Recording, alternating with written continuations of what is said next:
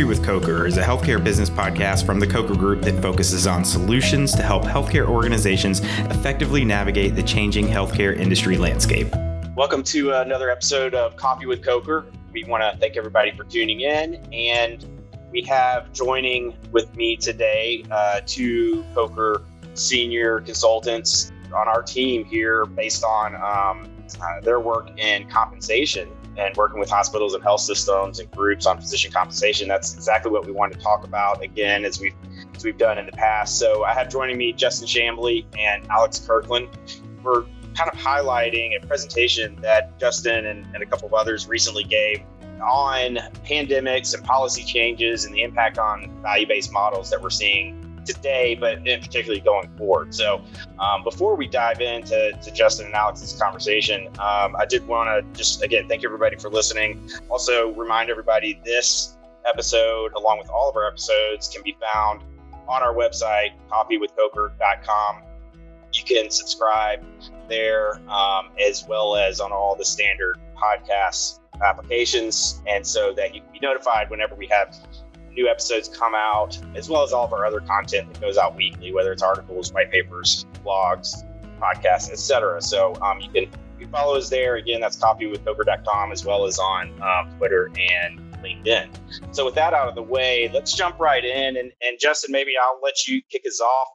Give us kind of an overview of what this presentation talks about, and almost more importantly than that, why? Why is this relevant? Why now? Yeah, so great question, Mark. The presentation of pandemics, policy changes, and value-based models, was a presentation that me and a couple attorney colleagues gave at both the AHLA annual meeting as well as a recent Healthcare Compliance Association conference. And there's been a lot of continued focus on changing reimbursement structures, moving from volume to value-based reimbursement, and looking at that through the lens of the recent changes in the administration, as well as policy changes, as well as the impacts of COVID.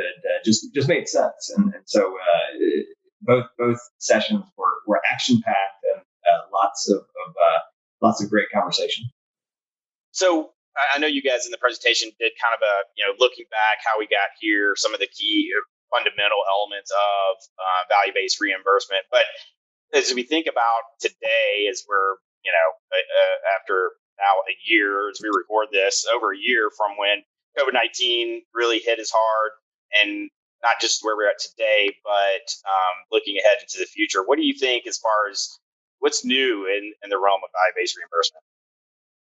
So there's continued activity, and one of the unique dynamics is that the government, specifically CMS, continues to be a key driver, a catalyst for change in this space, and they continue to throw out new reimbursement methodologies that really push more and more money into the value-based space, and continue to look to find models that really drive higher quality and lower costs. And so we continue to see CMS being a catalyst for change, but we also see commercial payers jumping into the mix as well. And really just, as I'm sure we'll talk about as the conversation moves along today, we just see a ton of activity in the industry, new players popping up, entrepreneurial companies seeing true opportunity in the value-based space and looking to capitalize on that.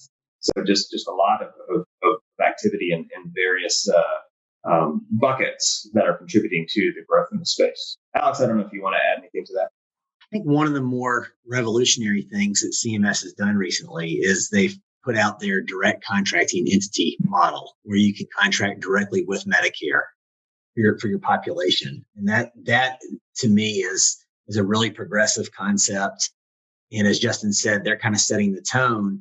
We see the private payers all follow suit in some form or fashion, although there's high variability by locality and what's driving the economics of specific geographical regions. But I think that we're going to see more and more population health type reimbursement models come from CMS in the Innovation Center area. And that's going to be very progressive. Yeah, I want to talk about that and dive into population health and some of the new models. Before you go there, though, looking back a little bit, I know we had when we think about the policy changes, and obviously there's been already here in 2021 a lot of change as far as policy goes, even specifically within the healthcare realm. But I think there's certainly been even more talk of what's to come. And when you look back, Obama administration had their kind of approach to value-based reimbursement. The Trump administration had theirs. And then we think about, okay, what the talk has been, what some of the changes have occurred already in the new Biden administration.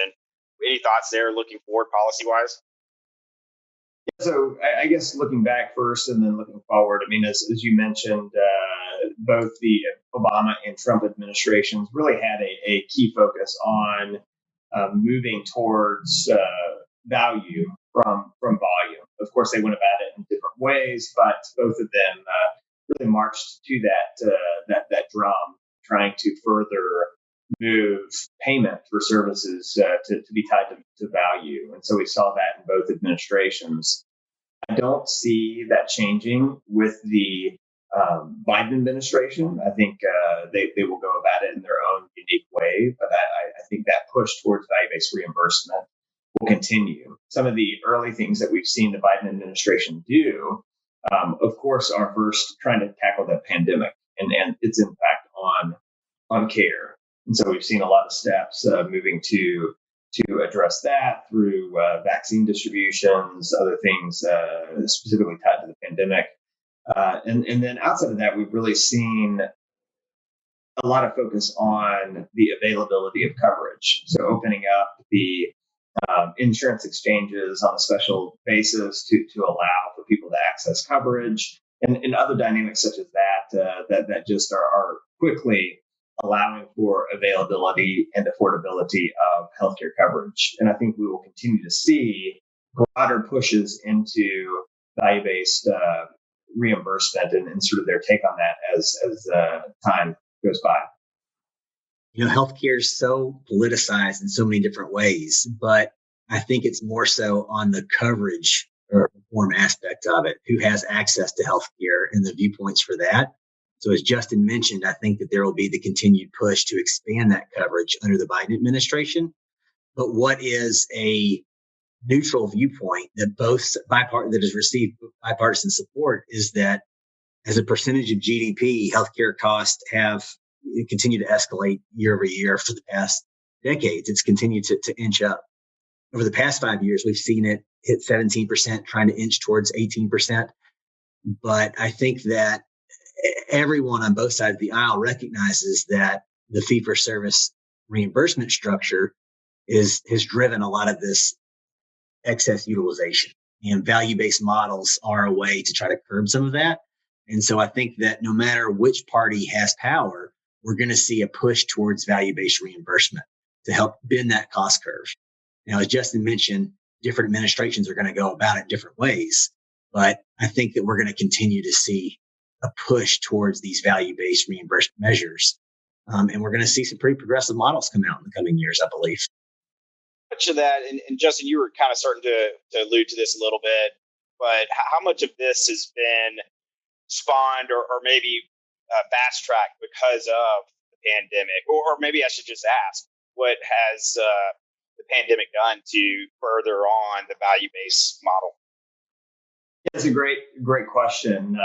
I don't think anybody foresaw the pandemic occurring, nor did they sort of think about how a pandemic might affect the move into the value-based space. And really, I think we've seen the pandemic have a few impacts. One interesting impact is those physicians, primarily primary care physicians, who have been able to already gravitate more towards capitated arrangements, fared quite better during the pandemic than those still stuck in the fee-for-service realm because of the fact that capitation provided stable revenue during the pandemic, whereas when patient visits dried up, that really had a dramatic impact on those that were reliant on fee-for-service revenue. So we saw that capitation can have a positive benefit in terms of the regular and recurring revenue. So that was one sort of dynamic that we saw. I think in the short term, we likely saw the pandemic, because it's obviously still ongoing, but we see the pandemic slowing some of the progress in the value-based space just because attention is tied elsewhere. Yet, I think in the short to long term, we will see that the pandemic will really be a propellant for change and a catalyst for change, just because of the fact that it highlighted, I think, some quite dramatic inefficiencies and gaps in how we provide care that can only be rectified through moving further down the value-based continuum. I think there's going to be a continued focus on how to identify COVID costs within the value-based reimbursement models. One of the bigger ones is the Medicare Shared Savings Program. They identified that if you had a hospital visit associated to COVID, then those could be costs that could be removed from their cost responsibility in relation to their benchmarks. That works for some, doesn't work for others. Was COVID identified in the EHR? There's a lot of nebulous data capture that occurred in 2020. And I think that there's been a lot of energy and a lot of effort and investment from CMS and the government to get the Medicare Shared Savings Program off the ground, that they want to see it succeed.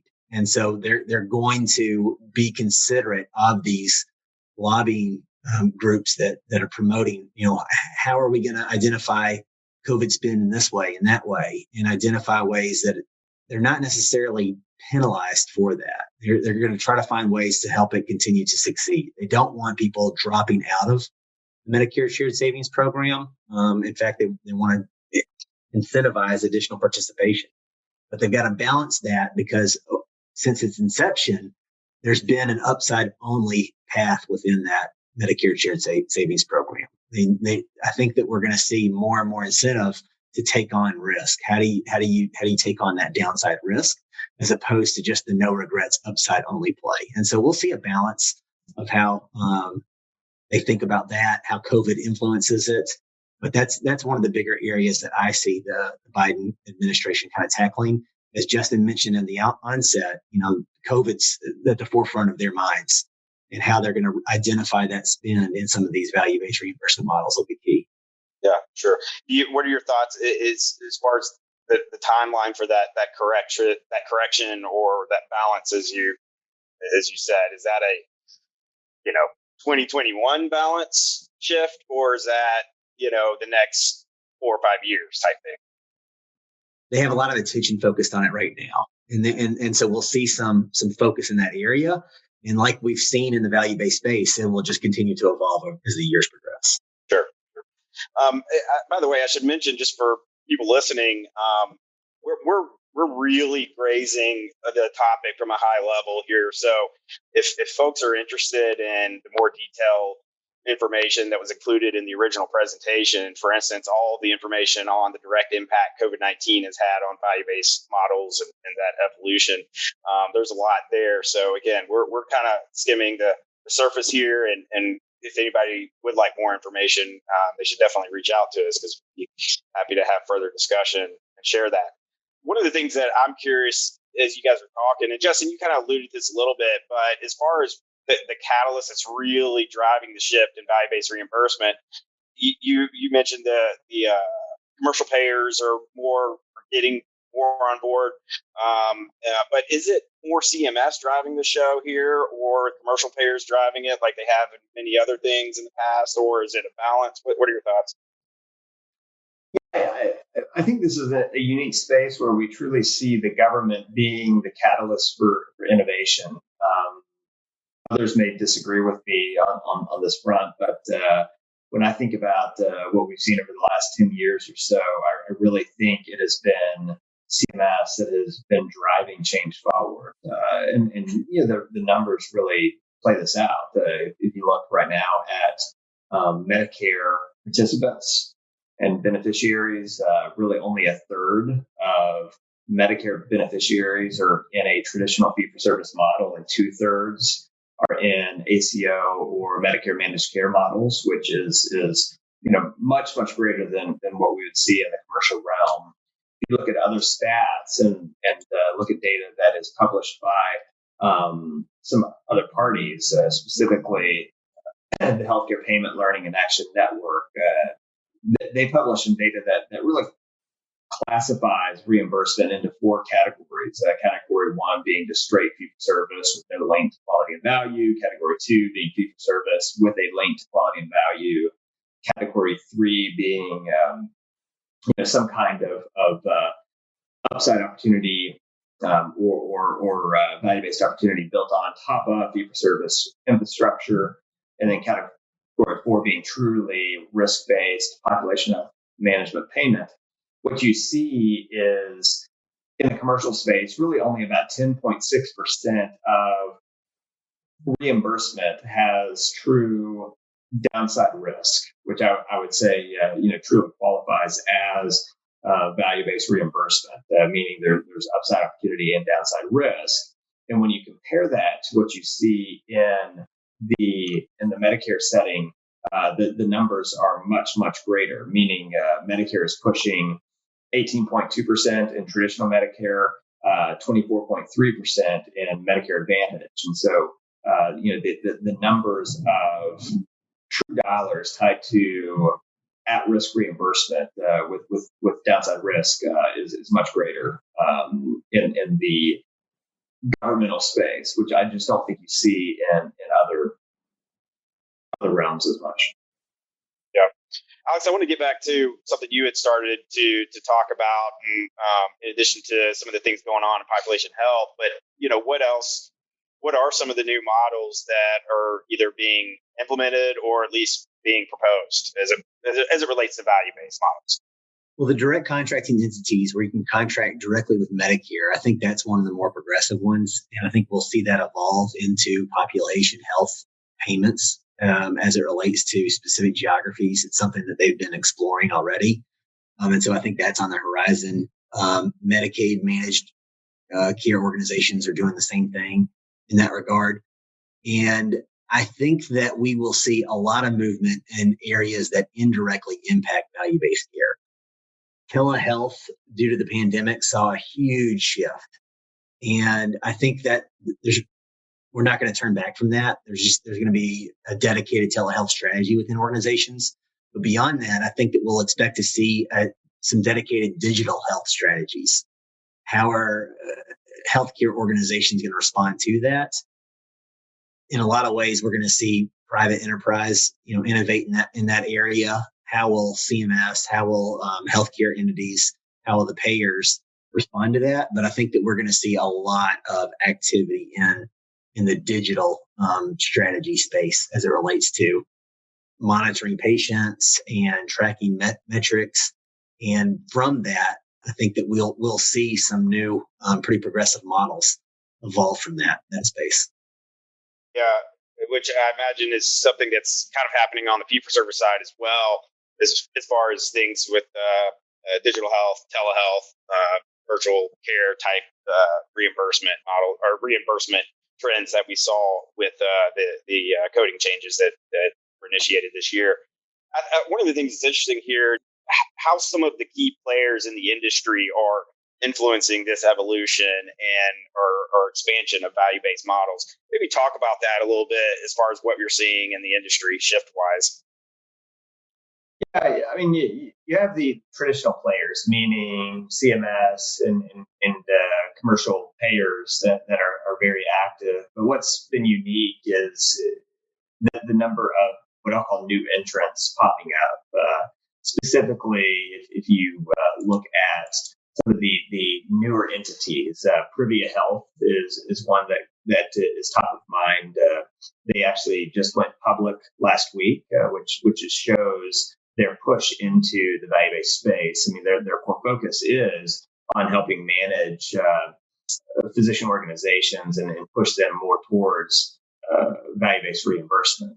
We see entities like Agilon Health, popping up, and also Diligent V, who's been very active in the primary care space, pursuing Medicare Advantage plan participants, moving towards full risk.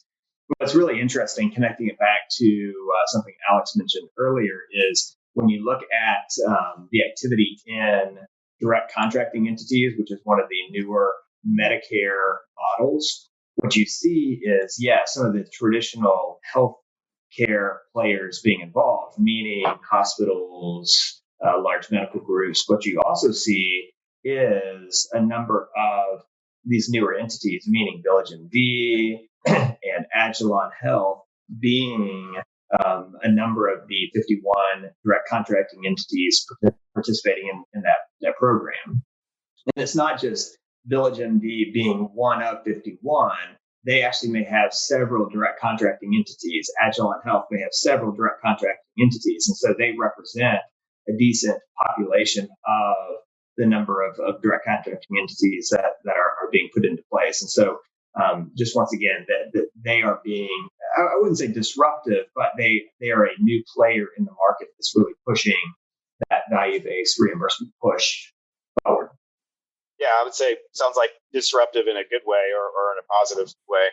I think there's a lot of activity there to look out for and to kind of better understand how this shift is occurring. One of the things that we've been monitoring that's been changing is changes to Stark and anti-kickback statutes. There's been a lot of past or a lot of evolution, a lot of history there, I guess, on the fee-for-service side. How does some of these changes impact what we're seeing or what we're anticipating on the value-based side? Yeah, great question, and I'll defer to my legal counterparts, who of course are not on this phone call to answer the majority of those questions. But it goes without saying that some of the overhaul relative to Stark and anti-kickback that occurred at the end of 2020 and went into effect in 2021 were specifically focused on changing the regulatory environment to be more conducive to the pursuit of value-based reimbursement. And so it was a relaxing of certain rules and changing definitions to provide seemingly more flexibility to some of these structures that didn't necessarily fit into the old paradigm. And so if you look at the new definitions relative to Stark and AKS, that is the core focus, and it's defining what a value-based enterprise is, and what are value-based participants, and what are those entities set up to address, which is really 4 key points: collaborating to achieve at least one value-based purpose, which has its own definition, each of which is party to a value-based arrangement with the other, at least one other value-based participant in the value-based enterprise, that have an accountable body or person responsible for financial and operational oversight of the value-based enterprise, and that have governing document that describe the value-based enterprise and how the value-based enterprise participants intend to achieve its value-based purpose or purpose is.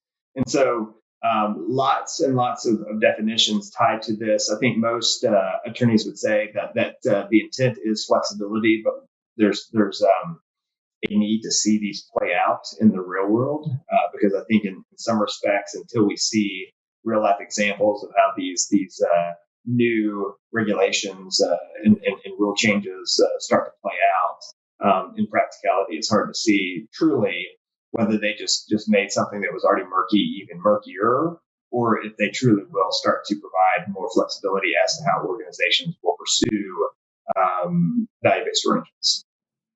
Well, let's talk about the real world, and we've looked at kind of the conceptual ideas behind this, some of the stuff that's evolved already or been discussed. But as we think about this in practicality, we have to consider what hurdles or challenges may lie ahead, or what we're currently having to deal with. What are those challenges?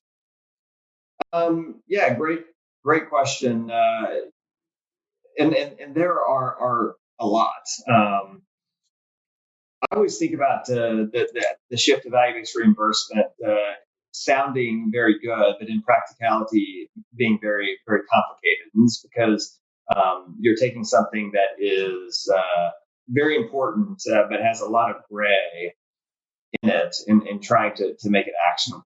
And one of the things that we see is, if you think about just how it plays out in the realm of physician compensation, many compensation models right now are work RVU based.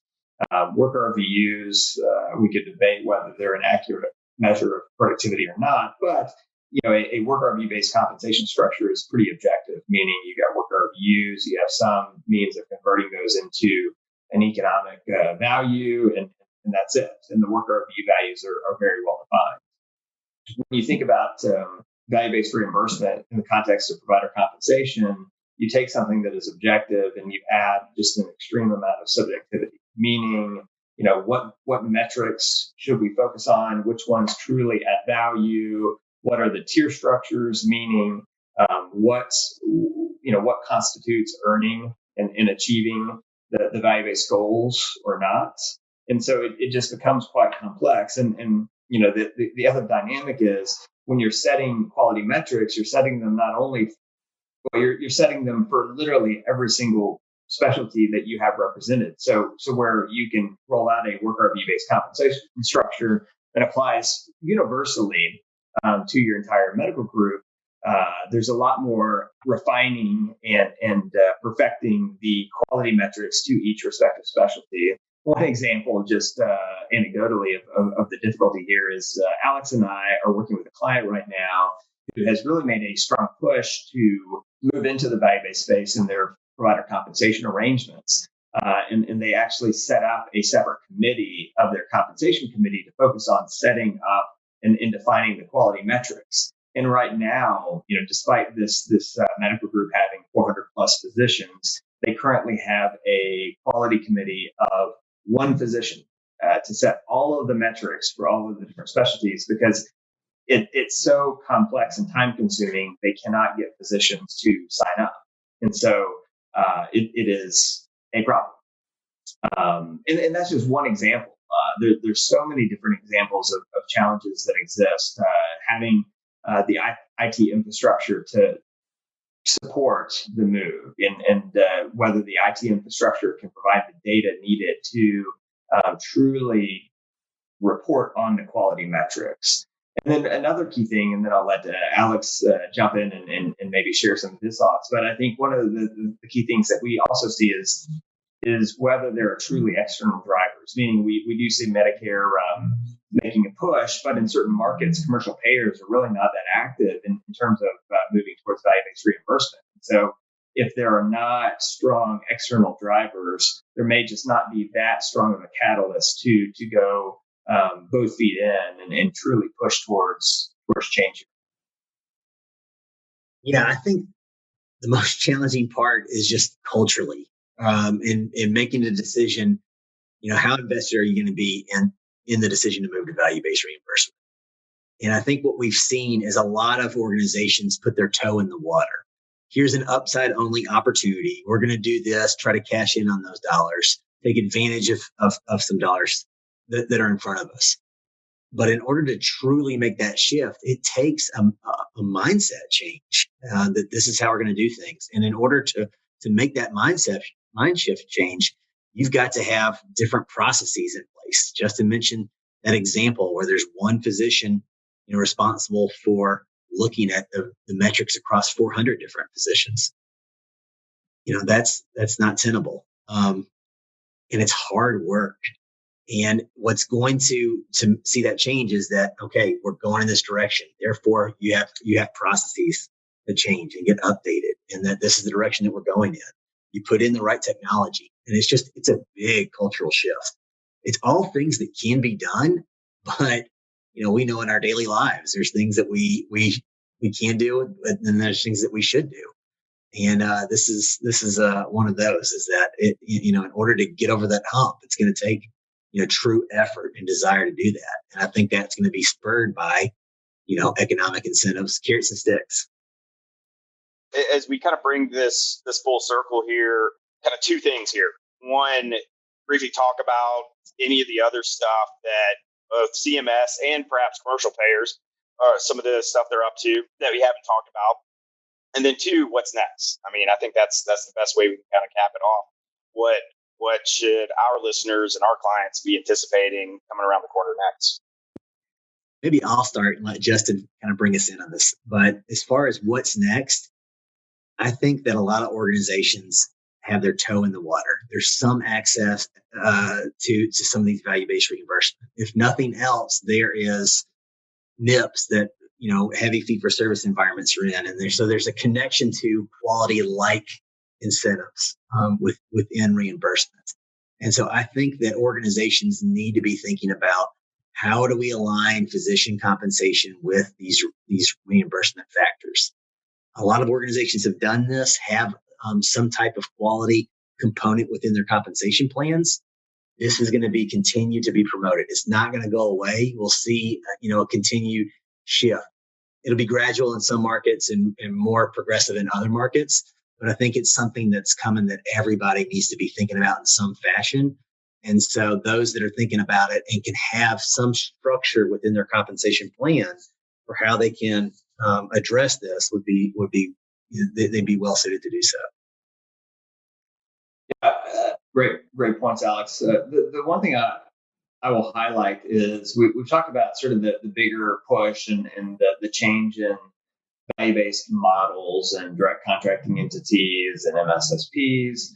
But one thing that I just would be remiss if I did not highlight is CMS is very active in changing other components of reimbursement and that ultimately have a impact on quality and cost. Just to highlight a few very quickly, due to the dramatic rise in utilization of telehealth during the pandemic, they've made a more permanent expansion of certain telehealth services. And once again, thinking about quality versus cost, I think it was evident that certain services can be effectively delivered via telehealth, which increases access to care. If quality can stay the same, obviously it's a much cheaper way to deliver that care.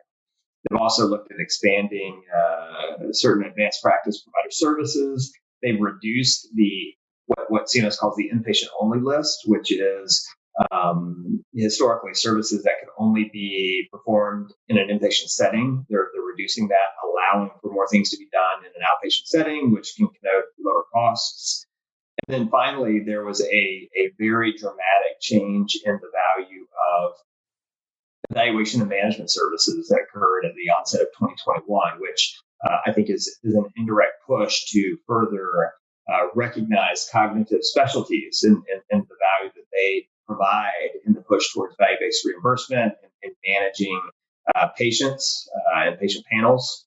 And not to say that procedural specialties are not important, but it's trying to continue to find that happy balance between the two. And so there's so many things that CMS is doing that have a broader impact on quality and cost that are not tied specifically to models. And so as we talk about what's next, I think we will continue to see that. So it'll be bigger pushes with new models and trying to find what works best from a big picture model standpoint.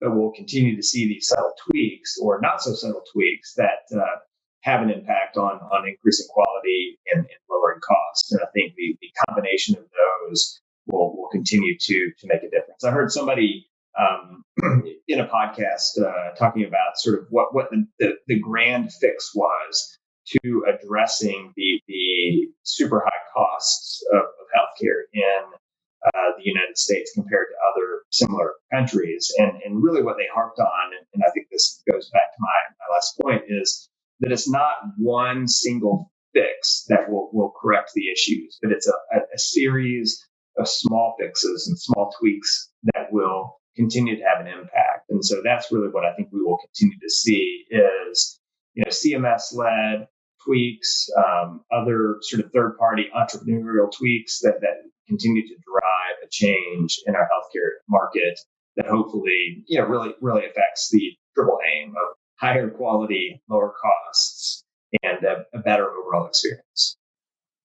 I think that's pretty insightful because I think that's typically the case, right? It's rarely is there one kind of magic solution or silver bullet or however you want to put it Usually it's going to be a combination of efforts and probably a buildup of small things. So I think that's what we're going to see here, and it's going to take time, as it already has, and we'll continue to obviously watch it and contribute and adapt as much as we possibly can for our clients. So I think that summarizes it well.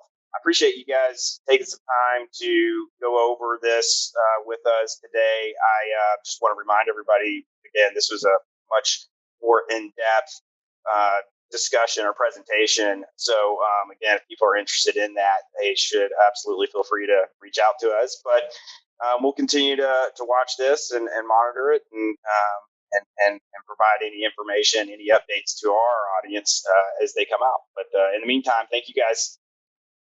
Thank you. Thanks, Mark. We hope you enjoyed that episode of Coffee with Coker, and we thank you for listening. We want to encourage all of our listeners to participate and contribute in the podcast.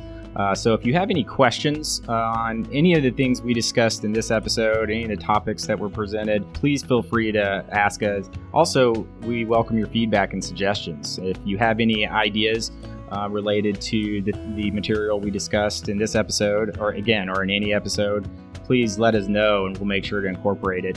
And if you have ideas for topics you'd like to hear more information about in future episodes, please send those suggestions to us. We would love to hear them and we'd love to incorporate them into our future episodes. You can find us online and on social media. Start with our website, and specifically the podcast is coffeewithcoker.com. You can also find that through the main Coker website at cokergroup.com.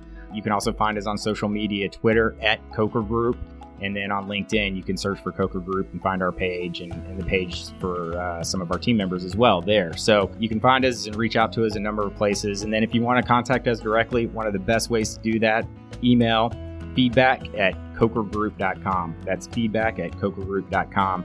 And again, we'd love to get your feedback. And we'd love to encourage everyone to subscribe to the podcast so that you can be notified when future episodes are released. We look forward to the next episode, and we look forward to getting your suggestions and feedback on this episode. Thanks for listening, and we look forward to speaking with you again on future episodes.